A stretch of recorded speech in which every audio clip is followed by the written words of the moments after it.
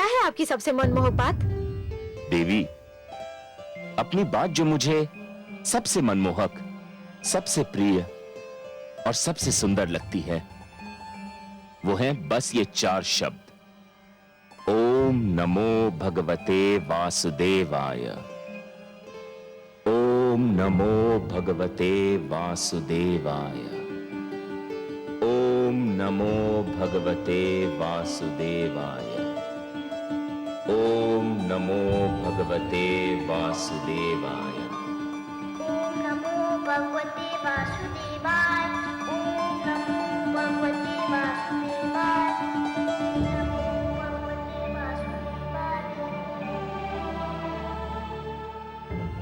आपकी लीला बड़ी अनोखी है कमल नयन। क्यों महादेवी? जो हिरण्यकशिपु सृष्टि से आपका नाम मिटा देने का दृढ़ संकल्प लिए हैं, उसी का पुत्र संसार में आने से पहले ही अपनी माता के गर्भ में आपके नाम की माला जप रहा है। पुत्र क्या कर रहा है और पिता क्या कर रहा है?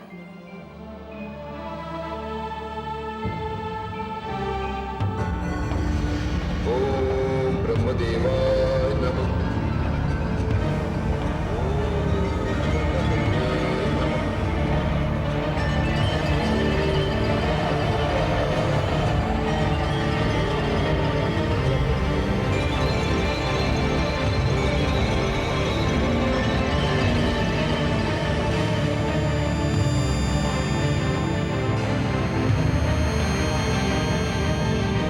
अभिवादन है सूर्यदेव।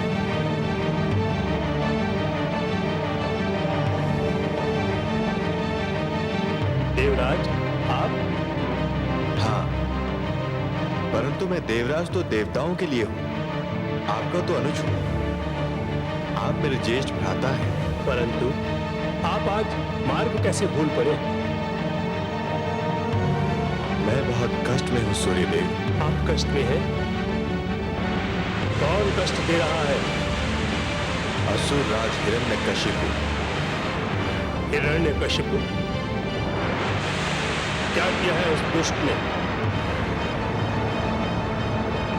वो ब्रह्मा की कृपा के लिए बड़ी घोर तपस्या कर रहा है।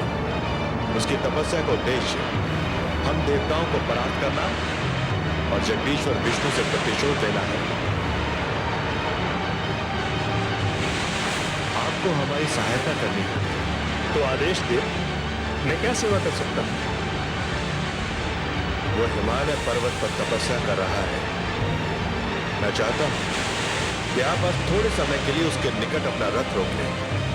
बस इतनी देर कि वहां का तापमान इतना बढ़ जाए कि वो सहन न कर सके और अपना तप त्याग दे। मुझे आपत्ति तो नहीं है देवराज, परंतु यदि मैं वहां ठहर गया तो केवल आसपास नहीं, दूर दूर तक उसका प्रभाव पड़ेगा। हिम पिघलने लगेगा, नदियों में बाढ़ आ जाएगी, समस्त वनस्पति समाप्त हो जाएगी। बहुत बड़ा संकट आ जाएगा देवराज। हिरण्यकशिपु की तपस्या सफल हो गई तो उससे भी बड़ा संकट आ सकता है भ्राताश्री। जैसी आज्ञा देवराज, परंतु मेरा परामर्श है कि यदि हिरण्यकशिपु ब्रह्मा की तपस्या कर रहा है तो आप ब्रह्मा से प्रार्थना कीजिए कि वो हिरण्यकशिपु को कोई ऐसा वरदान ना दे जो हमारे लिए संकट खड़ा कर दे। वो तो मैं करूंगा। वास्तव में मैं वहीं जा रहा हूं, पर आपको भी अपना उत्तरदायित्व निभाना होगा। अवश्य देवराज, आपके आदेश का पालन होगा।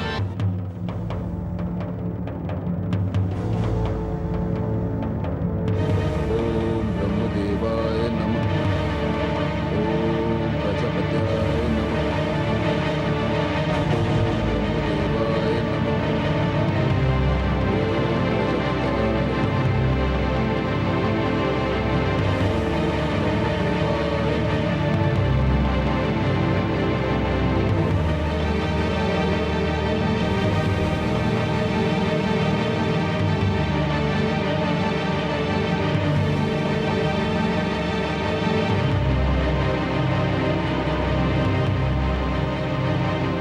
सारथी,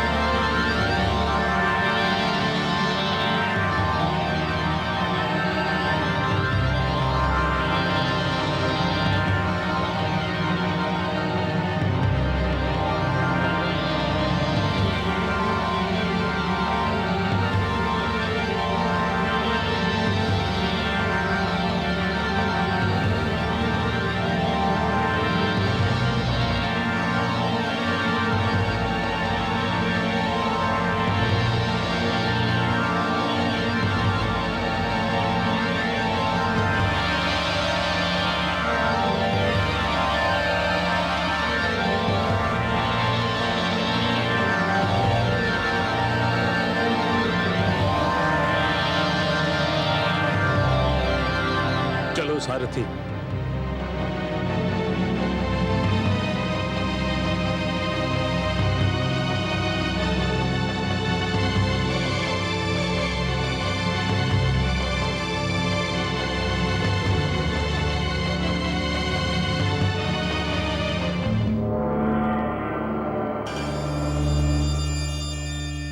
प्रणाम है प्रजापति। स्वागतम देवराज। हे आदि प्रजापति, आपसे एक विनती करने आया हूं। कहिए देवराज, क्या बात है? हे ब्रह्मा, आप तो जानते हैं कि असुरराज हिरण्यकशिपु आपकी तपस्या कर रहा है। हाँ, मैं जानता हूं, और उसकी तपस्या ने मुझे भी चिंतित कर रखा है। हे आदि प्रजापति, हम देवताओं की विनती है कि आप उसे कोई वरदान न दें। वो केवल हमारा नहीं, आपके प्रिय पुत्र मानव का भी शत्रु है। आप उसे जो भी देंगे उसका हमारे और मानवों के विरुद्ध ही प्रयोग होगा। उसकी तपस्या तपस्या नहीं, मात्र छल है। संभवतः आप जो कह रहे हैं उचित कह रहे हैं, परंतु समस्या यह है कि अभी तक तपस्या और वरदान के उद्देश्यों की परिभाषा नहीं बनी है, सीमा निर्धारित नहीं हुई है।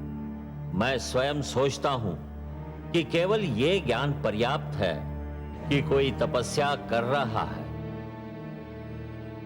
यह ज्ञान आवश्यक नहीं कि वह तपस्या क्यों कर रहा है। किसी की तपस्या उसके अतिरिक्त शेष सबके लिए हितकर है या कष्टदायक।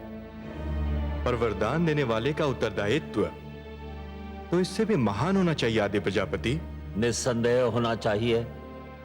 वरदान देने वाले के लिए भी यह आवश्यक है कि वो केवल तपस्या से प्रसन्न न हो जाए, उसे तपस्या के उद्देश्य में भी झांक कर देखना चाहिए।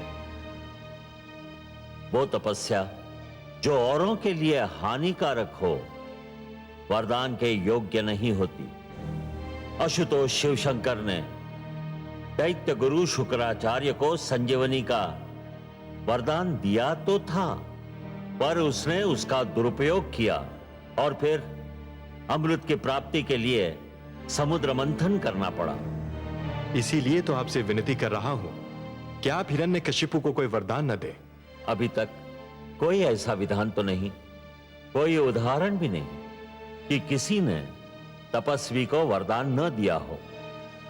मैं भरसक प्रयत्न कर रहा हूं कि मुझे हिरण्यकशिपु के पास न जाना पड़े, और यदि जाने पर विवश हो जाऊं तो उसे कोई ऐसा वरदान न दूं जो सृष्टि के लिए संकट बन जाए।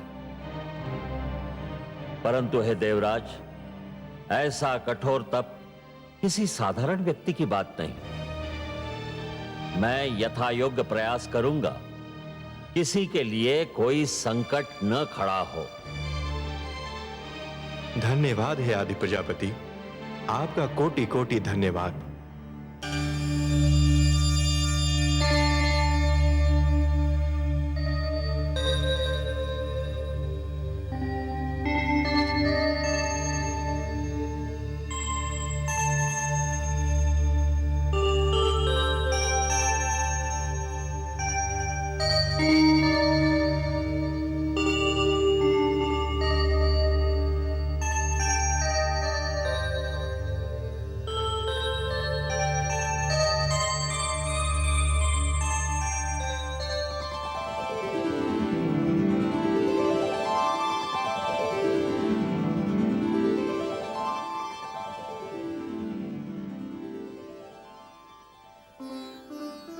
किसी बहुत बड़ी गंभीर चिंता में डूबी हुई है महादेवी। बहुत बड़ी उलझन में मन फंसा हुआ लगता है आपका। हम आपकी चिंता में भागीदार नहीं हो सकते। आपसे अपनी चिंता कौन छिपा सकता है कमल नयन? आपकी सिवा किसी की उलझन कौन सुलझा सकता है? आप तो सबके हृदय की बात जान ही लेते हैं। हाँ अंतर्यामी, आपने सत्य कहा। एक अद्भुत उलझन, एक विचित्र चिंता ने मेरे मन को घेर रखा है। वही तो मैं जानना चाहता हूं और आप ही के मुख से सुनना भी चाहता हूं देवी। मैं वही सोच रही थी कमल नयन कि आपने ये कैसा रहस्य रच दिया है कि पिता और पुत्र के चरित्र में वही अंतर है जो जल और अग्नि में है, सूर्य और चंद्रमा में है, आकाश और धरती में है। पिता हिरण्यकशिपु के मुख से जो श्वास निकलती है उसमें आपके लिए अपशब्द होता है, और उसी का पुत्र अपनी माता के गर्भ में भी आपको पुकार रहा है। कितने मधुर शब्दों में आपका स्मरण कर रहा है। ये कैसा भेद है, ये कैसा रहस्य है? कोई रहस्य नहीं महादेवी, कोई भेद नहीं। हाँ, एक उद्देश्य अवश्य है। क्या उद्देश्य है आपका कमल नयन? महादेवी, मैं समस्त संसार को यह बताना चाहता हूं कि कोई भी व्यक्ति जन्म से सुर या असुर नहीं होता। उसे सुर या असुर बनाते हैं उसके कर्म, उसका चरित्र और उसकी प्रवृत्ति। हे महादेवी, जिस प्रकार वृक्ष पर उगने वाले पुष्प और फल आवश्यक नहीं कि उसी रंग के हों जिस रंग का वृक्ष है, उसी प्रकार आवश्यक नहीं कि हर पुत्र कर्मों में, चरित्र में और प्रवृत्ति में अपने पिता के समान हो। यदि कोई सुर का पुत्र दुष्कर्म करेगा तो असुर कहलाएगा, और यदि कोई असुर पुत्र चरित्रवान होगा तो सुर कहलाएगा। परंतु हे सर्वेश्वर, क्या अच्छा ना होता कि हिरण्यकशिपु का पुत्र किसी देव पुरुष के घर में जन्म लेता? हाँ? तब तो ये एक साधारण घटना बन जाती ना महादेवी। ये कहानी इतनी रुचिकर न बन पाती। एक अच्छा कथाकार अपनी कहानी में ऐसे तत्व लाता है, ऐसे मोड़ लाता है जो असाधारण हो, जो असंभव लगते हो, जिनके विषय में पहले कभी किसी ने सोचा ही ना हो। तभी तो एक अनुपम कथा जन्म लेती है ना। परंतु हे कमल नयन, ये कथा कहाँ जाकर पूरी होगी? यदि कथा का अंत कथा के मध्य में ही ज्ञात हो जाए तो कथा का सारा आनंद ही चला जाता है महादेवी। वो रूखी फीकी हो जाती है। अभी तो कथा का नायक कयाधु के गर्भ में है, उसे जन्म तो ले लेने दीजिए। यदि हिरण्यकशिपु की तपस्या सफल हो गई तो इस शिशु का जीवन दूभर हो जाएगा। कथा का एक अंश है हिरण्यकशिपु की तपस्या, कठोर और सराहनीय तपस्या, और कथा का दूसरा अंश है उसके घर एक ऐसे बालक का जन्म जो इतिहास रचने वाला है। महादेवी, इन दो अंशों में से एक अंश भी ना हो तो यह कथा अधूरी रह जाएगी। आप तो बस समय पर दृष्टि रखिए महादेवी। ओम ब्रह्मदेवाय नमः। ओम प्रजापत्याय नमः। ओम ब्रह्मदेवाय नमः। ओम प्रजापत्याय नमः। ओम ब्रह्मदेवाय नमः। ओम प्रजापत्याय नमः। ओम ब्रह्मदेवाय नमः।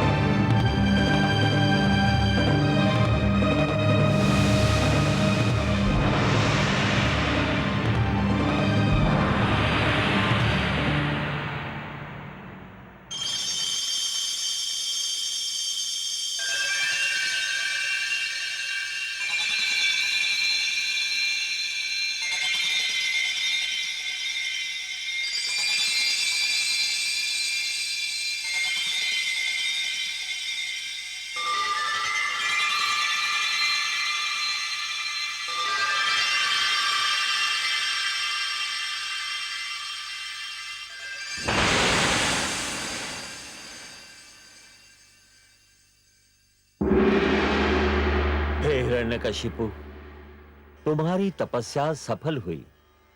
नेत्र खोलो।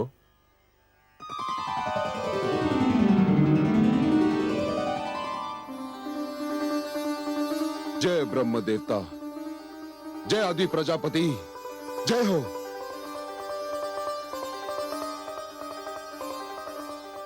मांगो, वरदान मांगो। तुम्हारी तपस्या ने मुझे प्रसन्न कर दिया है। क्या चाहिए तुम्हें? हे विधाता, यदि आप मेरे कठोर तप से प्रसन्न हैं, तो मुझे ये वरदान दीजिए कि मैं मृत्यु पर विजय प्राप्त कर लूं। असंभव। हे हिरण्यकशिपु, तुम वो वरदान मांग रहे हो जिसे देना मेरे वश में नहीं। जीवन और मृत्यु सृष्टि के ऐसे नियम हैं जिन्हें कोई नहीं तोड़ सकता। यदि यह नियम टूट जाएगा तो सृष्टि का संतुलन बिगड़ जाएगा। यूं भी मृत्यु भोले शंकर महादेव का क्षेत्र है और मैं उस क्षेत्र में हस्तक्षेप भी नहीं कर सकता। मैं तुम्हें मृत्यु पर विजय पाने का वरदान देने में असमर्थ हूं। कुछ और मांगो। तो मृत्यु पर विजय प्राप्त करने के अतिरिक्त मैं जो भी मांगूंगा आप मुझे देंगे ब्रह्मदेव? मैं वचनबद्ध हूं। प्रजापति, फिर मैं ये वरदान मांगता हूं कि ना मैं घर के भीतर मरूं और ना घर के बाहर। तथास्तु।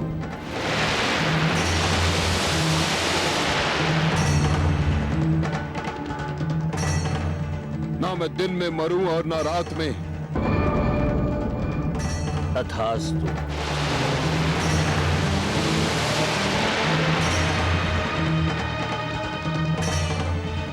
ना मुझे मनुष्य मार सके ना पशु। तथास्तु।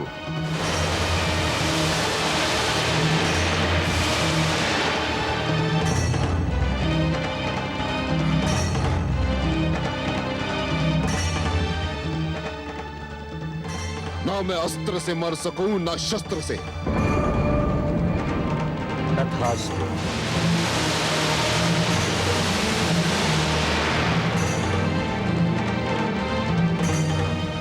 ना मैं धरती पर मारा जाऊं ना आकाश में। तथास्तु।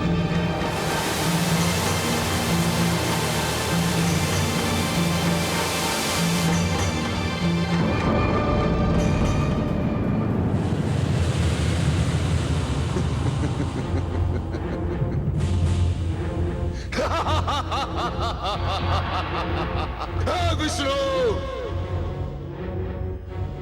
अब तेरे दिन समाप्त हुए। यदि तू अमर है तो मैं भी नहीं मर सकता। मैंने ब्रह्मा को भरमा दिया। मैंने उन्हें अपने शब्दों के जाल में फंसाकर उनसे वही वरदान मांगा जो वो नहीं देना चाहते थे। विष्णु, अब मैं सर्वशक्तिमान हूं। सर्वशक्तिमान हिरण्यकशिपु।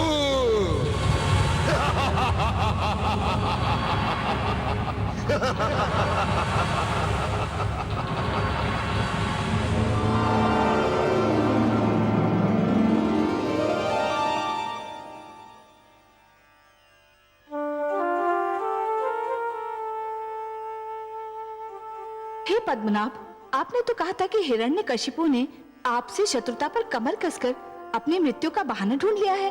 हाँ महादेवी, मैंने ऐसा ही कहा था, स्मरण है मुझे। पर उसे तो आदि प्रजापति ने ऐसा वरदान दे दिया है कि अब उसकी मृत्यु असंभव लग रही है। असंभव लग रही है देवी, असंभव है नहीं। हे महादेवी, जिस प्रकार सूर्य का उदय होता है अस्त होने के लिए, दीपक जलता है बुझने के लिए तथा पुष्प खिलता है मुरझाने के लिए, उसी प्रकार जीवन का जन्म होता है मृत्यु को पाने के लिए। केवल दो को छोड़कर सभी को मृत्यु का स्वाद तो चखना ही है। दो? वो दो कौन है जिनको मृत्यु नहीं आ सकती? एक तो स्वयं मैं, अनादि और अनंत, और दूसरी स्वयं मृत्यु। हे महादेवी, न मुझे मृत्यु आ सकती है और ना ही मृत्यु की मृत्यु संभव है, और इनके अतिरिक्त ऐसा कोई भी नहीं है जिसे एक न एक दिन मृत्यु ना आए। इसलिए आप तो निश्चिंत रहिए महादेवी, हिरण्यकशिपु को भी एक दिन मरना ही होगा। पर हे कमल नयन, उसको ब्रह्मा जी ने जो वरदान दिया वो सुना आपने? सुना महादेवी, भली भांति सुना। पर इसमें अचरज की क्या बात है? जो आवश्यकता से अधिक चतुर बनने का प्रयास करता है, अंत में सिद्ध होता है कि उससे बड़ा मूर्ख कोई न था। हिरण्यकशिपु यह भूल रहा है कि यदि उसने माता के गर्भ से जन्म लिया है तो उसे एक दिन चिता की गोद में भी सोना होगा। यह नियम न कभी टूटा है और न कभी टूटेगा। पर महादेवी, यह सब होता है अपने समय पर, और तब तक आपको भी प्रतीक्षा करनी होगी।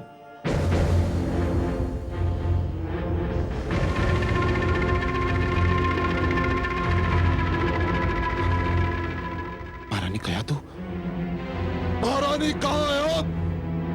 महारानी कयादू कहाँ है आप? महारानी,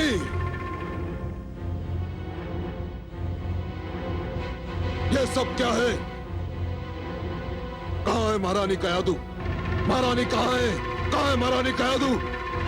उत्तर दो मेरे प्रश्न का, नहीं तो एक एक का वध कर दूंगा। बताओ कहाँ है महारानी कयादू? इनसे क्या पूछते हो शिष्य?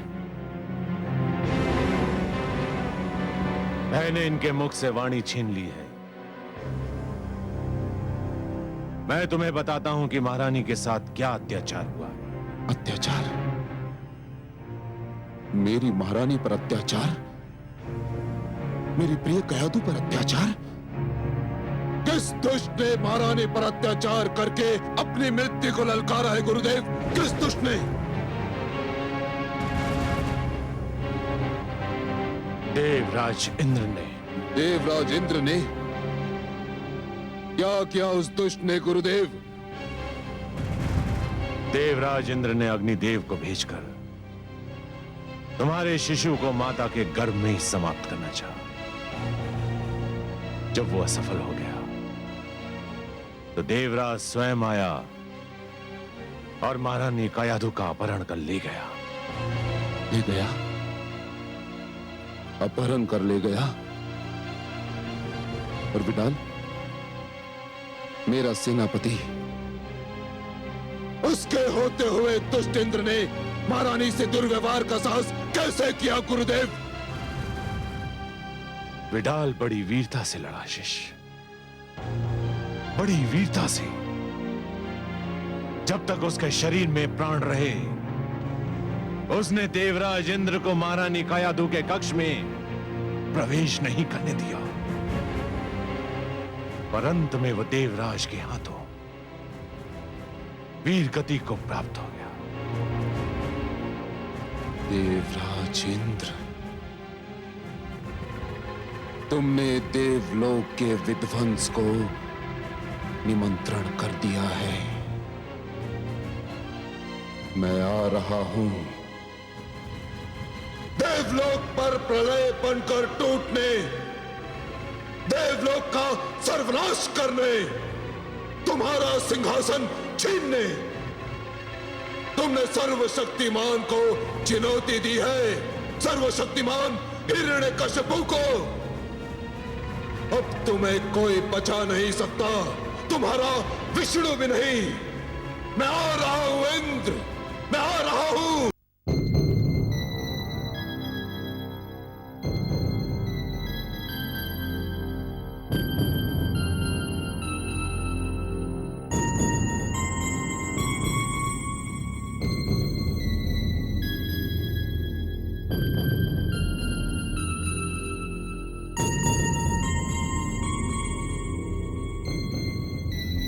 देवराज, बोलो चित्ररथ, युद्ध भूमि से क्या समाचार लाए हो? देवराज, हम हार गए। हमारी सेना परास्त हो गई। क्या क्या कह रहे हो तुम? हाँ देवराज, हिरण्यकशिपु श्री ब्रह्मा से वरदान पाकर इतना शक्तिशाली हो गया है कि हमारी समस्त सेना उसके सामने ठहर ना सकी। और वो आपकी सभा में किसी भी क्षण आ सकता है। देवराज, विलंब मत कीजिए, शीघ्र, अति शीघ्र यहाँ से चलिए। आओ। आइए। देवराज इंद्र,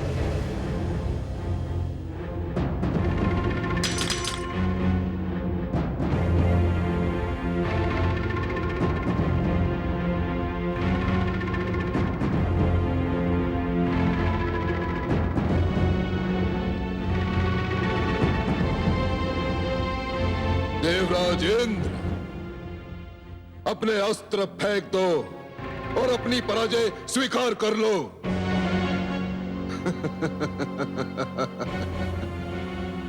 तुम्हारी देव सेना परास्त होकर भेड़ बकरियों की भांति रणभूमि से भाग चुकी है। तुम्हारे योद्धा बंदी बनाए जा चुके हैं।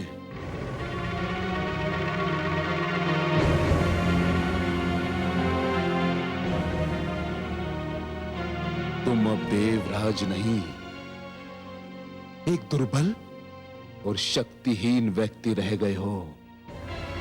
फेंक दो अपने शस्त्र।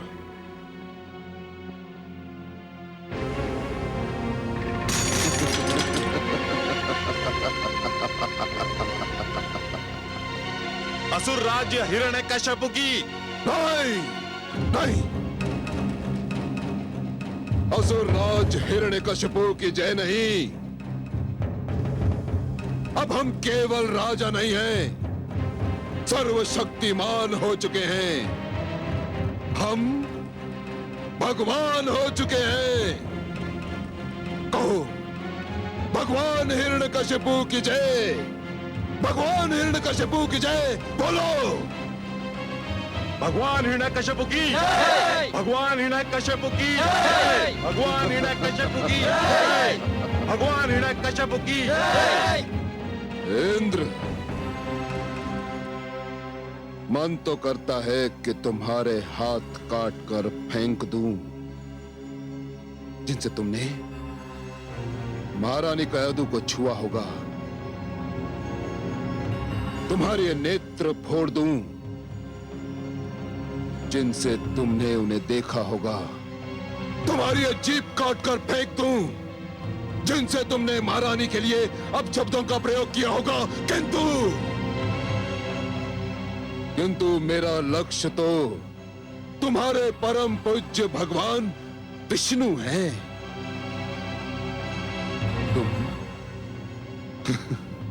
तुम तो उसके साधारण चाकर हो। तुम देवता स्वयं को श्रेष्ठ समझते हो, सब में कहते हो। मानव तुम्हें अपना आदर्श मानता है। तुम्हें भी घमंड है अपने आचरण पर। किंतु क्या यही है तुम्हारी श्रेष्ठता? यही है तुम्हारी सभ्यता? यही है तुम्हारा आचरण कि तुमने एक ऐसी नारी का अपहरण किया जो माता बनने वाली है? धिक्कार है तुम पर, धिक्कार। तुम्हें स्वयं पर लज्जा आनी चाहिए इंद्र, लज्जा। अब बताओ कि महारानी कयादू कहां है? अन्यथा मैं इस देवलोक में आग लगा दूंगा, आग लगा दूंगा इंद्र। नारायण नारायण।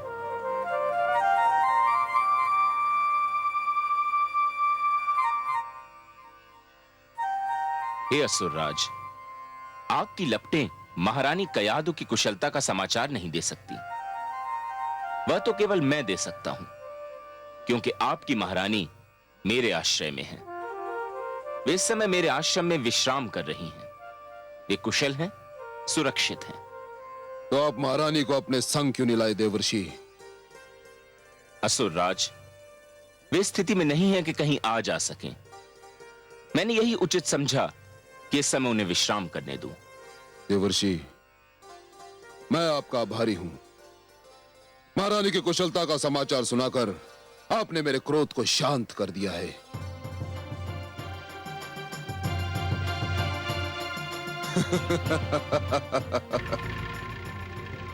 इसी सिंहासन पर बैठकर तुम स्वयं को महान समझते थे ना? इसी सिंहासन ने तुम्हें महानता प्रदान की थी ना, किंतु अब ये जान लो इंद्र कि ये सिंहासन अब मेरा है और मेरा ही रहेगा, और तुम सबको मेरी महानता के समक्ष सिर झुकाना ही होगा। सेनापति अश्वमित्र, आज्ञा भगवान। देवराज इंद्र को समस्त देवताओं सहित देवलोक की सीमाओं से बाहर निकाल दो, और इनमें से यदि कोई भी उत्पात करने की चेष्टा करे तो उसके पैरों में बेड़ियां डालकर कारागार के अंधेरों में फेंक दो। जाओ। जो आज्ञा भगवान। चलिए।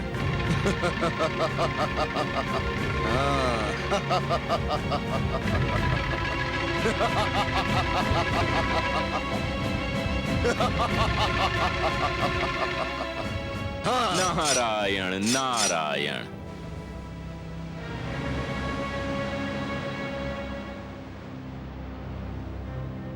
देवर्षि नारद, मुझे विष्णु के नाम से घृणा है, किंतु आपने महारानी की रक्षा करके मुझ पर ऋण का ऐसा बोझ रख दिया है कि मैं जीवन भर अपना सिर नहीं उठा सकता।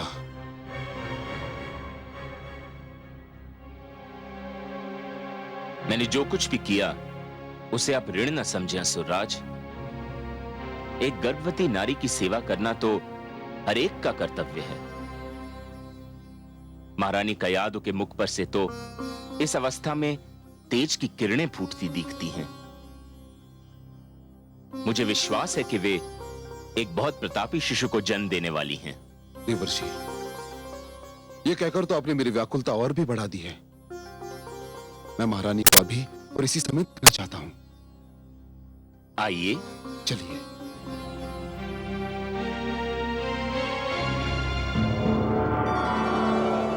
देखा आपने कमल नयन, देखा आपने? दुष्ट हिरण्यकशिपु इंद्रासन पर विराजमान हो गया है। तो क्या हुआ महादेवी? अब सब उसे महान नहीं समझेंगे। इंद्रासन पर विराजमान होने वाला महान नहीं कहलाता। नहीं महादेवी, नहीं। और जो ऐसा समझेगा वो भूल करेगा। कोई व्यक्ति केवल इसलिए महान नहीं हो जाता कि उसे एक महान पद मिल गया हो, एक महान सिंहासन मिल गया हो।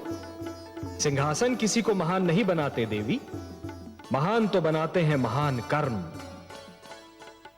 जिस प्रकार केवल पुष्प की डाली पर होने से ही कांटों में सुगंध नहीं आती, उसी प्रकार केवल किसी आसन पर बैठने से व्यक्ति महान नहीं हो जाता। हाँ, यदि कोई महान व्यक्ति साधारण से आसन पर भी बैठ जाए तो वो साधारण आसन महान अवश्य हो जाता है।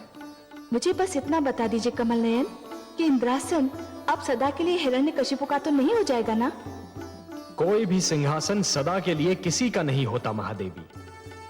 हाँ, उस सिंहासन पर बैठने वाला यह प्रयास अवश्य करता है कि सिंहासन उससे कभी न छूटे, पर एक न एक दिन सिंहासन को उसे छोड़ना ही पड़ता है। अब देवराज को ही देख लीजिए, क्या उन्होंने कभी सोचा था कि इंद्रासन उन्हें छोड़ना पड़ेगा? परंतु आज उन्हें विवश होकर, अपमानित होकर इंद्रासन को छोड़ना ही पड़ा। हिरण्यकशिपु भी सदा के लिए इस सिंहासन पर कदापि नहीं रह पाएगा। पर हे कमल नयन, आज तो वो विजयी है, उसने देवताओं को भी परास्त कर दिया है। विजय और पराजय का यह क्रम तो चलता रहता है देवी, और चलता भी रहेगा। परंतु देवराज को पराजय का मुख इसलिए देखना पड़ रहा है कि उन्होंने एक नारी का अपहरण किया था, उसके गर्भ में पल रहे शिशु को मारने का प्रयत्न किया था। और ये सारे अपराध ऐसे अक्षम्य अपराध हैं महादेवी कि जिनके लिए सिंहासन छूटना और पराजय का मुख देखना तो साधारण सा दंड है। आपसे मैं सहमत हूं कमल नयन, आपके सुंदर मुख से निकलने वाले एक एक शब्द से मैं अक्षरशः सहमत हूं। देवराज को दंड मिलना ही चाहिए था। हाँ महादेवी, यही नियम है।